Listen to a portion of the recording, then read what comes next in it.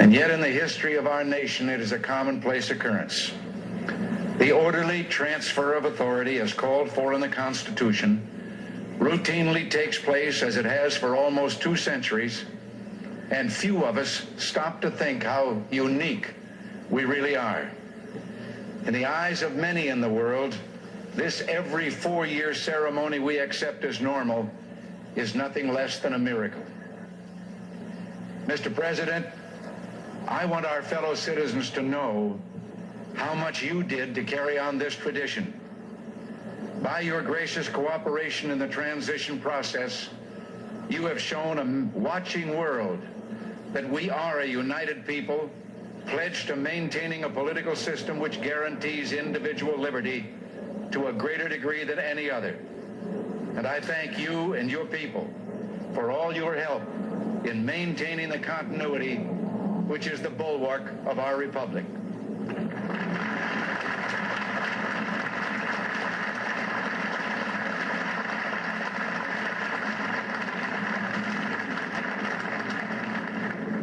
The business of our nation goes forward.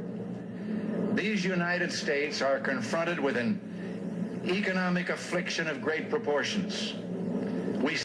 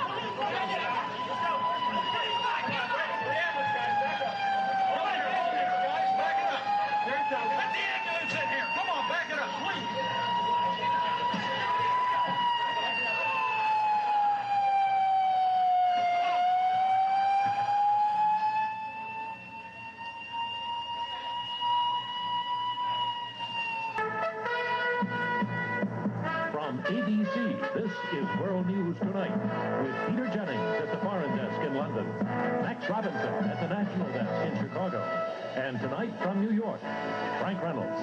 Good evening. Now it's happened again. Less than 7 weeks ago, the President of the United States in the city of Washington. Today, the Pope in the eternal city of Rome. But now, at the end of this dreadful day, we can say this with certainty. The surgery on Pope John Paul was completed after 4 hours and 20 minutes. Hospital officials say the operation was successful. Vatican Radio says the Pope is not in serious condition. Now, for a full report, we go to our foreign desk in London and Peter Jennings. Peter? Frank, it was just after 5 o'clock in Italy. John Paul was doing what we've come to call his special thing, riding through St. Peter's Square in Vatican City, reaching out to touch the children held aloft for his blessing. Suddenly, shots from the crowd.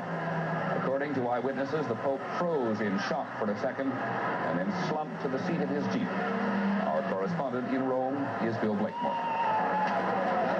The Pope had already been driving slowly through the crowd for some 15 minutes in his open Jeep, especially designed to get him as close to as many people as possible, when, passing the same point in the square for the second time, the shots were fired. John Paul slumped into the arms of his private secretary was rushed back out of St. Peter's Square, past the stunned pilgrims and tourists who moments before had been crowding close for a touch, a word, or a smile. Eyewitnesses disagreed on the number of shots they'd heard. Lowell Newton of ABC affiliate WSYZ was one of those standing nearby. He went totally through the crowd, reaching over, shaking hands as he went. And as he got back to the head of the crowd, we all thought he was then going up on the papal throne. But apparently he told his driver, let's go around one more time, and this time swing out a little wider, because he did come out further into the crowd, almost to the fringes. And as he passed perhaps three-quarters of the way through that swing, and as he was doing, gesturing, waving, and leaning way over, we all heard three quick shots in succession. There was just an instance of silence, and then the screams from that area.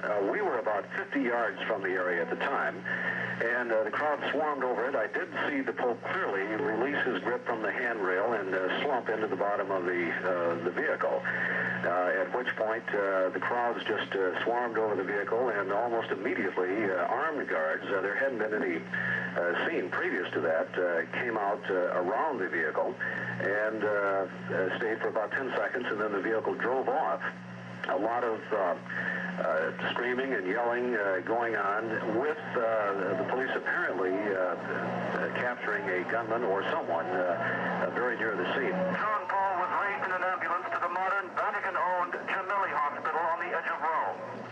In an operation lasting over 4 hours, the doctors did extensive repair work on his lower intestines. The bullet that did the most damage is reported to have passed completely through his body in the lower abdominal region. Other wounds, described as comparatively light, were suffered by John Paul on one finger of his left hand and on his right shoulder.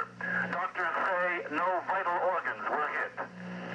Back in St. Peter's Square, security guards had detained a 23-year-old man and recovered a 9-caliber pistol from the pavement. The man, named Mehmed Ali Acha, had threatened the Pope before. Our government has a firm policy not to capitulate to terrorist demands. That no concessions policy remains in force. In spite of the wildly speculative and false stories about arms for hostages and alleged ransom payments, we did not, repeat, did not trade weapons or anything else for hostages, nor will we. A few months ago, I told the American people I did not trade arms for hostages. My heart and my best intentions still tell me that's true, but the facts and the evidence tell me it is not. I did do it. I am not, as I said in my statement, at all ashamed of any of the things that I did. I was given a mission, and I tried to carry it out. Within rules and law, we have been supplying lethal weapons to terrorist nations, trading arms for hostages, involving the U.S. government in military activities in direct contravention of the law, diverting public funds into private pockets and secret unofficial activities, selling access to the president for thousands of dollars, dispensing cash and foreign money orders out of a White House safe, accepting gifts and falsifying papers to cover it up, altering and shredding national security documents, lying to the Congress. Now, I believe that the American people understand that democracy cannot survive that kind of abuse. Reagan was elected to the presidency. He installed Louis Giuffrida as head of FEMA, the Federal Emergency Management Agency. Giuffrida was an old cold warrior from Reagan's California days whose specialty was suppression of unrest and dissent. Giuffrida, North, and George Bush began to turn FEMA into an instrument of domestic anti-terrorism. You're dealing with a group of people in the Reagan administration who equated political dissent with treason, and who cannot differentiate between emergency procedures, which I think everyone agrees are necessary, and suppressing political dissent. And with North and Poindexter and Casey, you had a group of people who saw Americans who disagree with them as the enemy. Colonel North, in your work at the NSC, were you not assigned at one time to work on plans for the continuity of government in the event of a major disaster. Mr. Chairman. I believe that question touches upon a highly sensitive and classified area, so may I request that you not touch upon that, sir.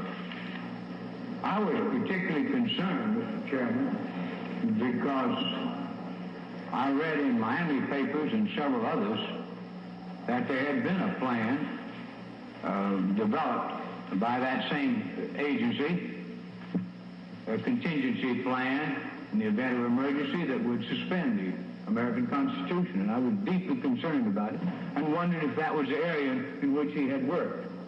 I believe that it was. May I most respectfully request that that matter not be touched upon at this stage. If we wish to get into this, I'm certain arrangements can be made for an executive session.